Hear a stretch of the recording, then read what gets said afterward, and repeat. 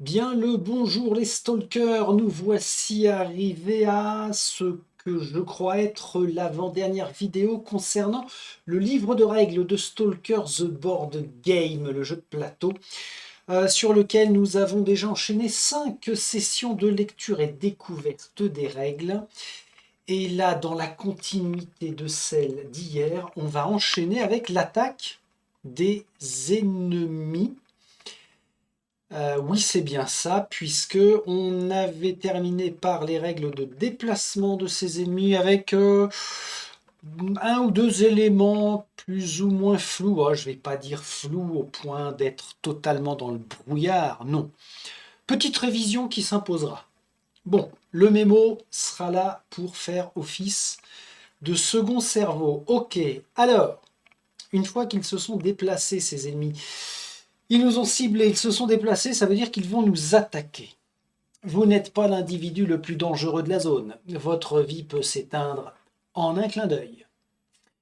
Les ennemis effectuent une attaque lorsqu'une carte activation les y autorise ou quand un stalker termine son tour dans la ligne de vue d'un ennemi.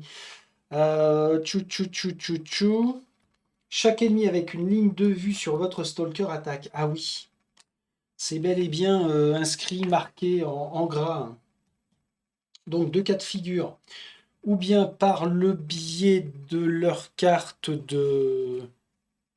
d'activation, jaune ou rouge en fonction de la face sur laquelle est notre pion. Attention. Et par les cartes activation, ils pourraient éventuellement nous tirer dessus, ces petits fumiers. Les attaques touchent toujours à la vache. J'ai zappé ça pendant le tutoriel. Les attaques touchent toujours. C'est pas cool. Non, je prends pas un élite, hein. On a vu ça hier, hein. Les élites, les normaux, ceux qui se baladent en groupe.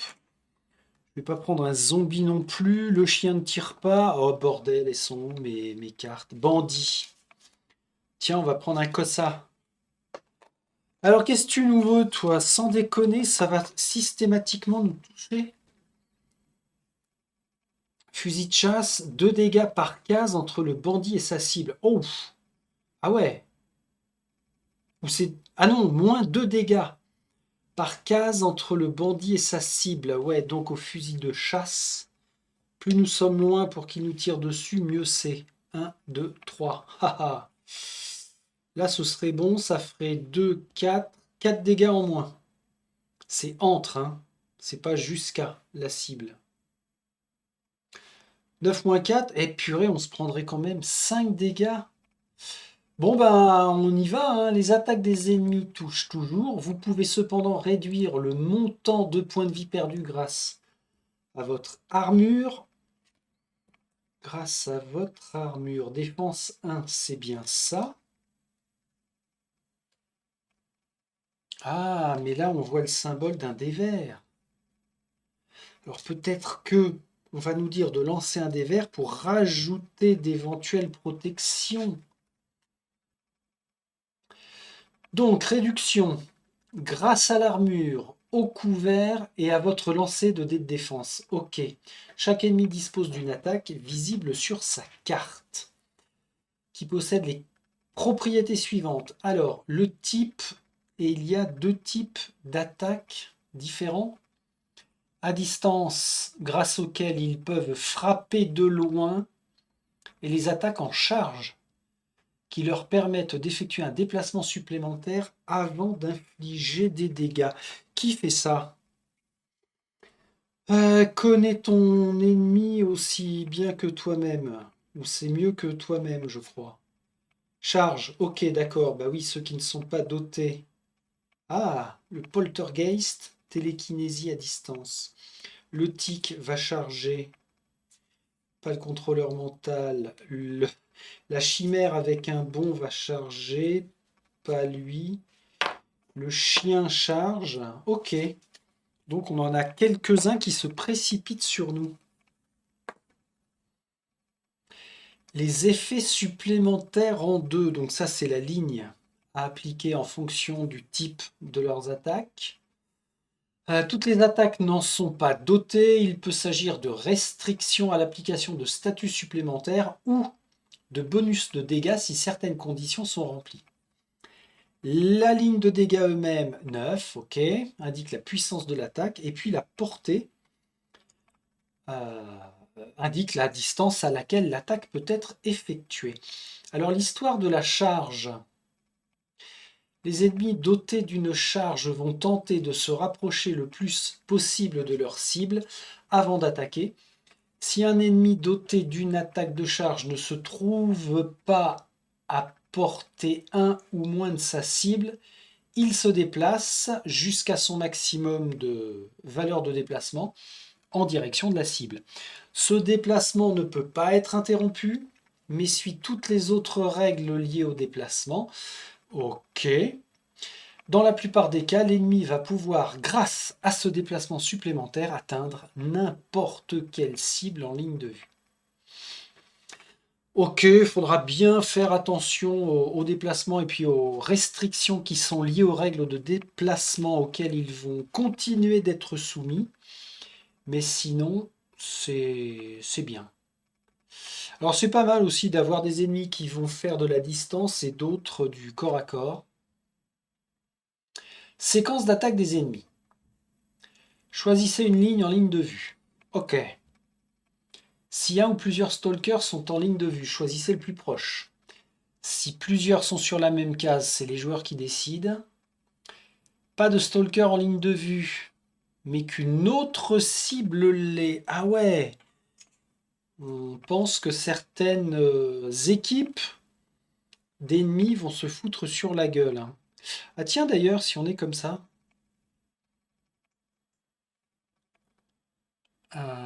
Celle-là, si aucune cible, l'attaque prend fin. Si l'ennemi peut charger, il le fait maintenant. Ah ouais, ouais, ouais, ouais. Ok, ok. Orienter l'ennemi pour qu'il soit face à sa cible. L'ennemi inflige les dégâts indiqués dans son attaque. Vérifier éventuellement tous les modificateurs. Donc là, on a vu qu'on était à 9 moins. Mettez-vous comme ça, les gars. 9 moins 4, ça fait 5. Le couvert, je n'en ai pas parce que c'est lié au bâtiment. Ok. Les dégâts infligés depuis l'extérieur de la case ou de la salle. Ensuite, en fonction de la cible. Alors, pour nous, Stalker, on lance autant de dés de défense que notre armure. 5 moins 2. Pas mal. 3. Si on possède un jeton concentration, on peut éventuellement le défausser pour relancer. Par contre,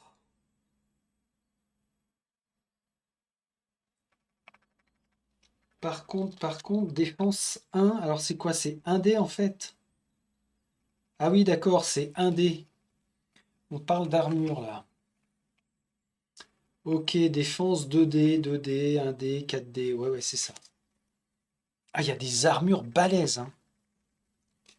Donc, on ne réduit pas d'une valeur de 1 plus 1 dé, hein. C'est le dé de défense. Bon, bah, je prends 2. Pas. Mon pauvre ami va une égratignure. Comptez le nombre de touches obtenues, soustrayez les dégâts subis. Ok. Perdez autant de points de vie que les dégâts restants. Alors, par contre, si un ennemi tire sur un ennemi, comparez les dégâts de l'attaquant. Ah ouais, à la valeur de toucher du torse de la cible. Ah ouais, 9, il touche 9. C'est ça le truc? Résolvez l'effet correspondant au plus haut seuil de succès atteint. Si aucun seuil n'est atteint, l'attaque manque. D'accord. Si l'effet de la touche inflige une blessure légère ou grave, piochez une carte blessure en fonction du résultat. Et on applique. Si la cible n'a pas été tuée, orientez son socle face à l'attaquant. Ouais. Si moi j'étais comme ça pour X raison, lui se fait tirer dessus, il regarde par là. D'accord. Mais tu vas pas laisser passer ça, mon gars, hein.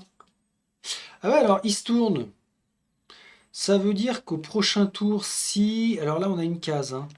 Si je m'éloigne d'une case, sur sa gauche, il ne me verra plus. Enfin, il ne me verra plus. Il y aura la notion de pion alerte. Hein. Mais, je ne serai plus au monopole de son attention. Espérons-le. Ok. Alors, dans l'exemple là, les bandits et les snorks appartiennent à des équipes différentes et peuvent par conséquent se cibler les uns les autres. Lors de l'activation des ennemis, un bandit attaque un snork.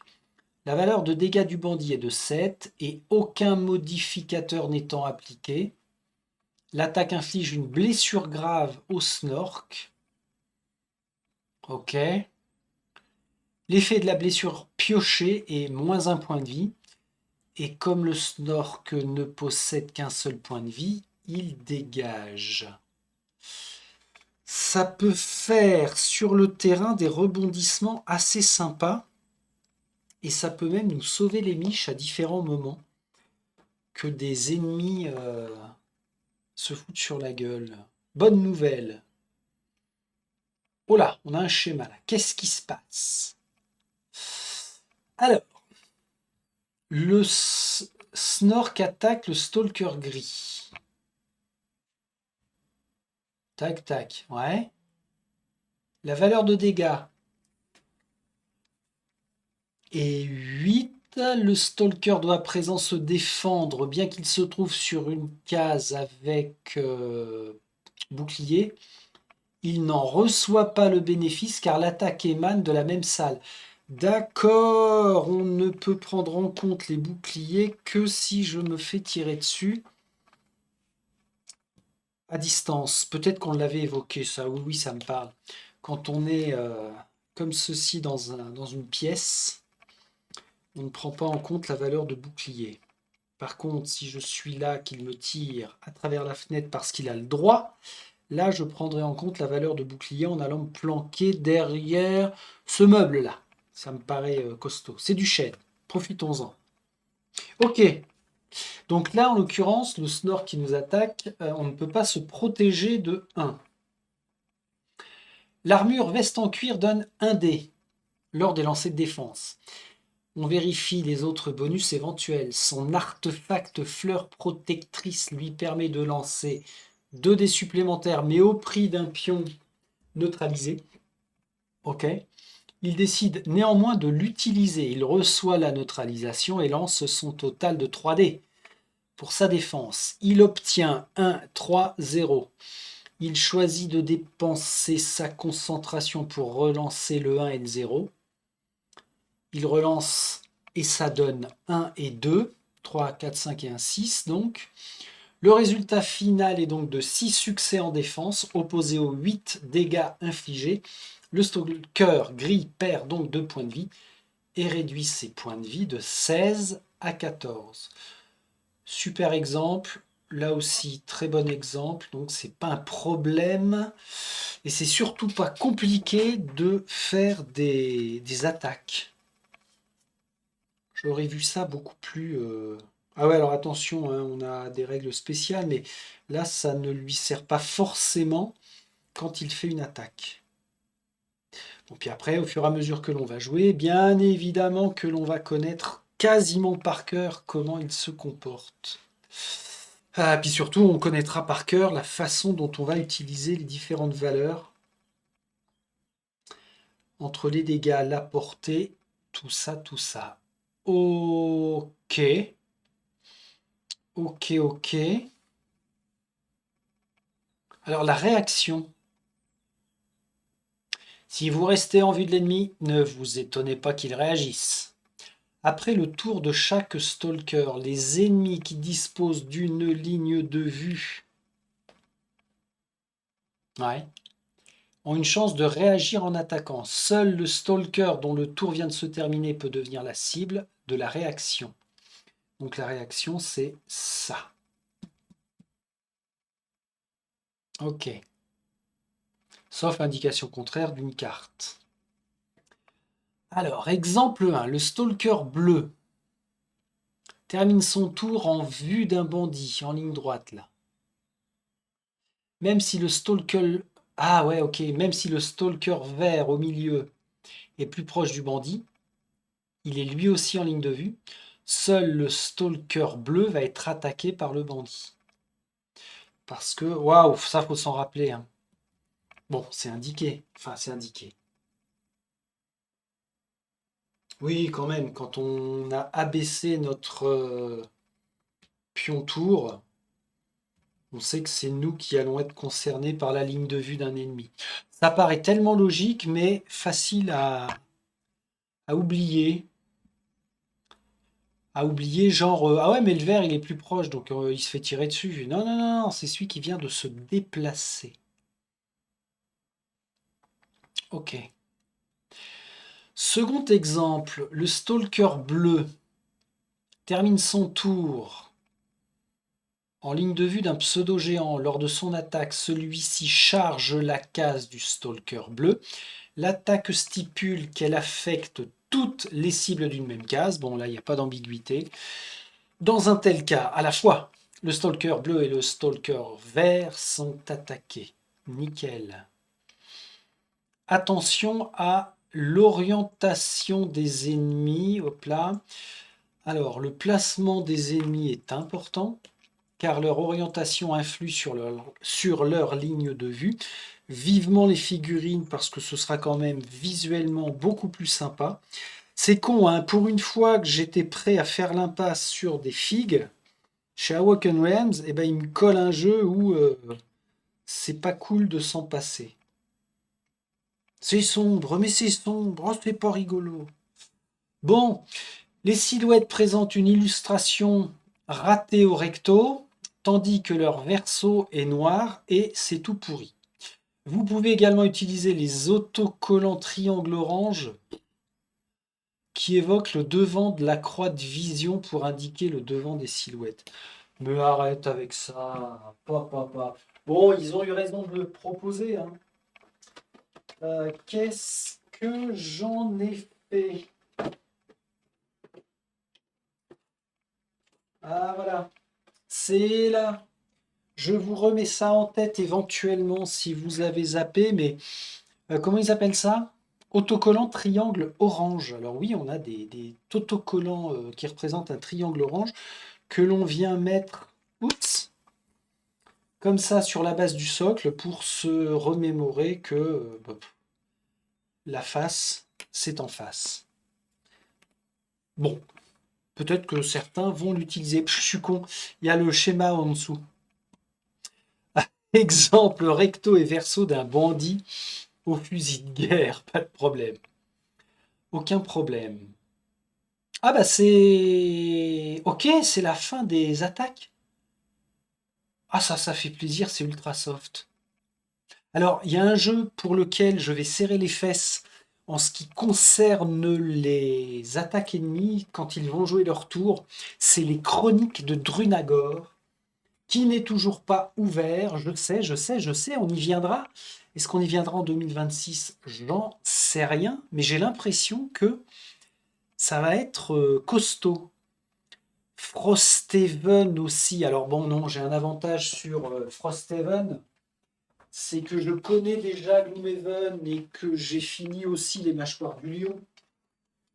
D'ailleurs, non pas que j'ai fini Gloomhaven, mais au moins j'ai fini les Mâchoires du Lion. Et là, en termes de règles, c'est pareil, hein. Il y avait beaucoup de pions à prendre en compte, tout un tas d'éléments. Là, ça fait vachement plaisir d'avoir des attaques. Alors déjà, les déplacements, bon, un bémol en révision, mais ok. Mais l'attaque même, c'est super simple, ça va aller très vite. On ne va pas très vite, Friedrich, on prend le temps quand on applique une règle. Oui, messieurs, dames, promis. Bon, excellent. Donc on en a fini avec vous, les gars? Exposition aux radiations et réduction de l'irradiation. Ah oui, on repasse carrément sur notre profil de joueur, là. Avec ça. Alors, qu'est-ce que je me souviens de ça? Interrogation écrite. Ça va jusqu'à 16. Quand on atteint La valeur grise, c'est une remise à 0. Et on lance 4 dés qui vont nous causer autant de dégâts. Voilà. Voilà ce qu'il fallait retenir. On y va. Les radiations tuent à petit feu. Plus l'exposition est forte, plus ça craint. Lors des missions, les stalkers risquent d'augmenter leur irradiation en entrant dans des secteurs irradiés et en y restant trop longtemps. Lors de cette étape, chaque stalker dont le compteur Gégère a atteint le seuil jaune, orange, rouge ou noir subit les effets de son exposition aux radiations. Jaune, orange, rouge, noir. Ah. Chaque stalker réduit ensuite son irradiation jusqu'au symbole inférieur suivant. Inférieur suivant. D'accord. Ah ouais, ok, c'est ça. Là, on voit que c'est le symbole du niveau inférieur. Enfin, chaque stalker situé en dessous de son irradiation de base de son artefact, qui est là, augmente son irradiation jusqu'à cette valeur.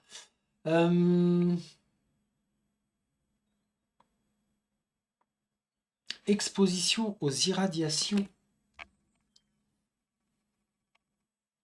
en entrant dans un secteur et en y restant.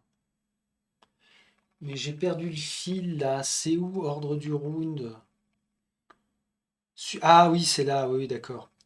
L'exposition aux radiations et réduisez votre irradiation.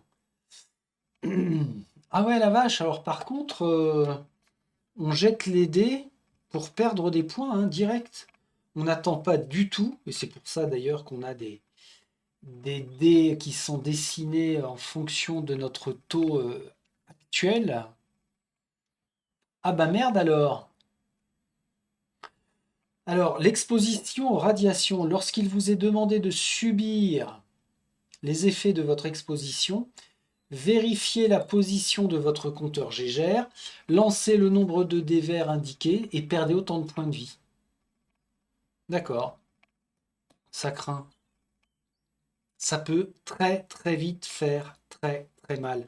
Donc une fois que le terrain est placé, il va falloir l'étudier avant de démarrer la mission, parce qu'on a des tuiles qui sont particulièrement virulentes. 3, 3, 4, 2, 4, 2, 4, 3.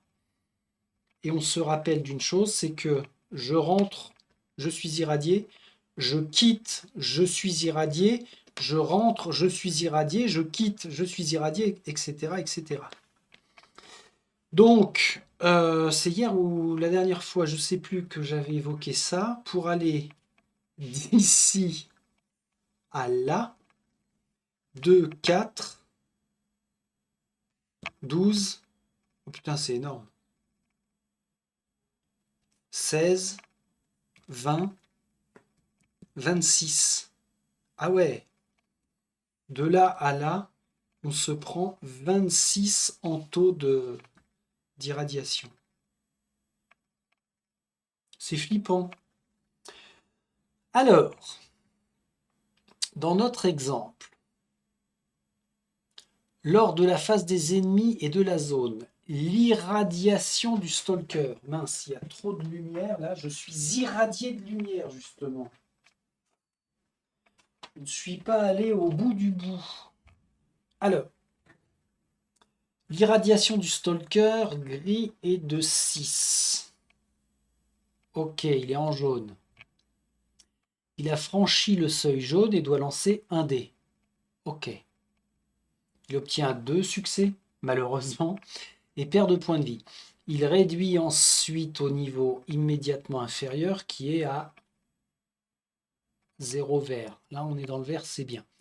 Enfin, il vérifie les artefacts dont il est équipé. Il en possède un d'une valeur d'irradiation de 6. Son armure est améliorée avec un conteneur d'artefacts vert amélioré qui réduit la valeur de 2. Sa valeur finale est donc de 4. Comme il se trouve sur 3, par contre, hop, il est obligé d'augmenter à 4. Mécaniquement, c'est simple à appliquer. On passe par toutes ces étapes-là Et on est bon, hein. On est bon, on est bon. Ok, parfait. Alors maintenant, il nous parle de la défausse des pions, boulons, visibilité nulle et neutralisée. Cette étape indique le passage du temps. Ah mais oui, c'est parce que là, on continue d'être dans l'ordre du round. Puisque le chapitre dans lequel nous nous trouvons, c'est le dernier, la phase des ennemis et de la zone. Donc on est là. Défausse des pions. J'ai dit quoi? Visibilité nulle, boulon et neutralisé. La fumée se disperse, les anomalies perturbées par les boulons sont réactivées et les ennemis neutralisés se relèvent. Défaussez tous ces jetons-là du plan. Tous les ennemis défaussent leur neutralisation. Ok. Après, on s'intéresse à la réduction de l'attention de chaque stalker qui ne se trouve pas dans la ligne de vue d'un ennemi. Même le plus acharné des ennemis ne va pas vous traquer éternellement. Réduisez l'attention de chaque stalker qui ne se trouve pas en ligne de vue, ok. Quand on réduit rouge, on retourne sur jaune. Quand on réduit jaune, on remet le pion sur le plateau joueur. Ensuite, les effets de fin de round. Lors de cette étape, résolvez tous les effets de fin de round. La plupart de ceux-ci se trouvent sur les cartes événements, mais d'autres cartes peuvent également en contenir. Quand plusieurs effets doivent être résolus, l'ordre importe peu. Ok. Assurez-vous toutefois de résoudre ceux des cartes événements en dernier. Ah bah donc il y a un ordre, bon Dieu.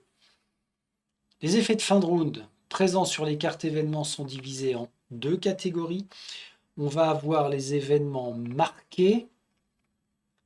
Ils varient d'une carte à l'autre. La plupart du temps, ils provoquent l'arrivée de renforts ou ajoutent des événements aléatoires au paquet événements. Alors quand ça rajoute des cartes aléatoires d'événements supplémentaires, c'est très bien parce que ça augmente notre timer pour réaliser la mission. On se souvient que en 1, on a la phase d'événement, on en pioche un, et c'est 1 heure de moins peut-être sur notre exploration au timer. Effet marqué. End of round, d'accord. Et les effets non marqués, ils apparaissent sur la plupart des événements et sont toujours identiques. Ils contiennent des instructions à appliquer entre deux rounds. Une fois qu'ils ont été résolus, un nouveau round commence. D'accord, donc on peut avoir en fin de round des effets vraiment spécifiques. Sinon, on ne s'intéresse que, comme là, aux effets marqués fin de round. Pas mal.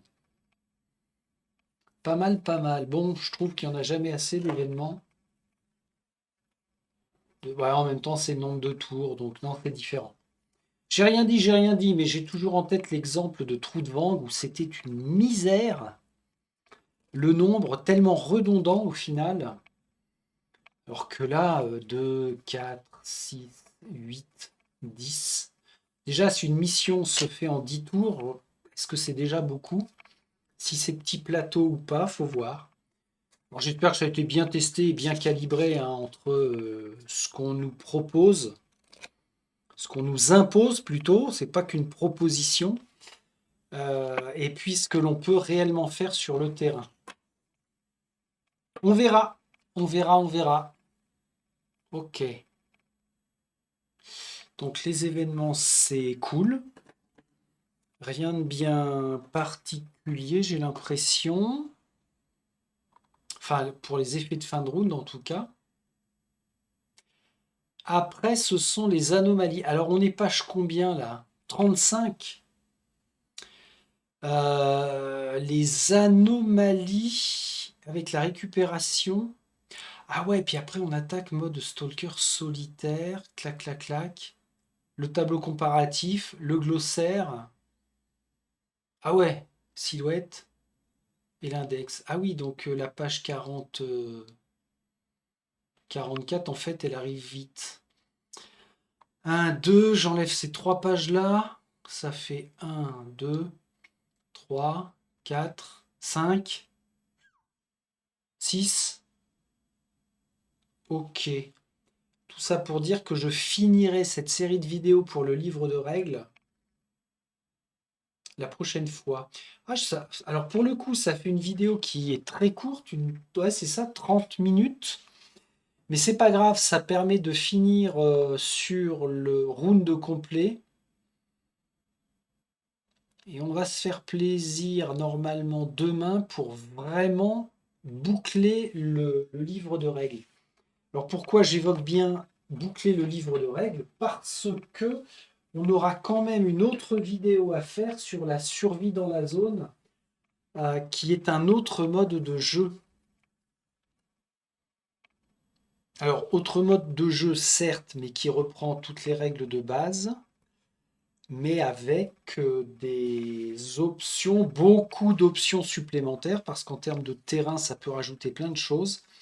Et je serais curieux de savoir si le mode de jeu survie dans la zone peut être intégré en parallèle dans une campagne, comme si c'était dans Maladoum un raid. Dans Maladoum, les raids, c'est fait pour aller se stuffer, hein, aller chercher de l'XP, aller chercher des matériaux. Euh, mais c'est pas lié à la campagne. On verra bien. Ça peut être une très bonne surprise. De toute façon, même si on ne peut pas intégrer survie dans la zone au mode campagne, à la limite, peu importe, parce que ça nous amène une autre façon de jouer quand même. Pour du one-shot, par exemple, marqué pour du one-shot, on peut prendre n'importe quelle fiche de scénario et puis on le joue en direct. Bon, bref, ça dépend.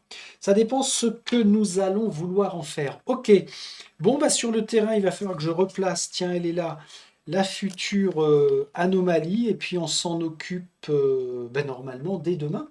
Ça va être très sympa, ça, pour clôturer. Ouais, c'est cool. Pas de déception, hein. Je suis pas censé dire maintenant.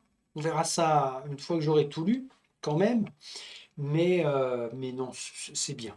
Franchement, c'est bien. Allez, bref passage, certes, mais super intéressant. Donc, à très vite pour bah, la continuité de la suite avec les anomalies. Salut, salut!